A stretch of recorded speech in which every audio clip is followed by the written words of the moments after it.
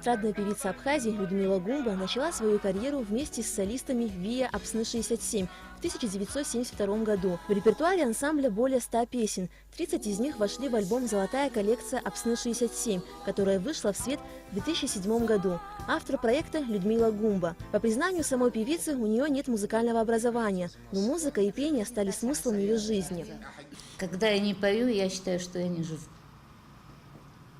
Потому у меня настроение Мы тоже всегда считаем, хорошее. живем, когда вы не поете. И мне всегда приятно со зрителем общаться, встречаться. На улице просто, когда подходят, говорят.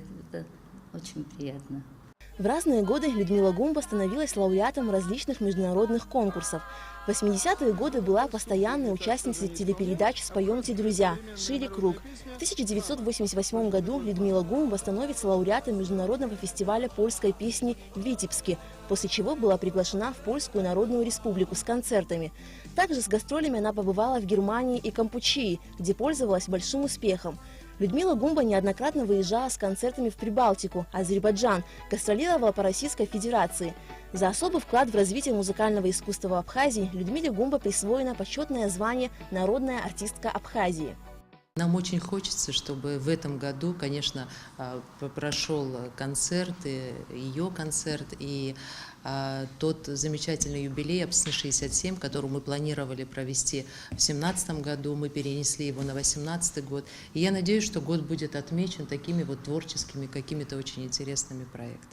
Прозрачный, чарующий теплотой и нежностью голос Людмилы Гумба покорил сердца множества зрителей. Основой успеха певицы является всегда чистое, уверенное пение без фальши. Людмила Гумба остается верна именно народной манере исполнения. Народность проявляется и в постановке голоса, в простоте, сдержанности поведения на сцене, наконец, в выборе репертуара. Она всегда поет песни на родном абхазском языке. По ее песням можно узнать нашу историю, о том, что волнует людей, о нравах и вкусах, о любви, о народном юморе. Здесь вот, где памятник Эшба, там раньше был открытый кинотеатр летний. Там очень красиво было, все снесли, правда. И вот мы там с одним, муж лихварский однокурсник, Игорь Богавший, я с ним идем, и вдруг слышим, я говорю, это, кажется, Людмила Гумба поет. Мы пришли, и там полно цыган было, отдыхающих, но зал был полный. И одна сидела, что было, молодец, хорошо поешь. Девочка. И вдруг, я говорю, давай убегаем. Мы перелезли через ограду, пошли перед зданием обкома партии, или что тогда было, там тюльпаны тогда тоже росли. Ободрали все в клумбу. Ну где, в 9 часов цвели.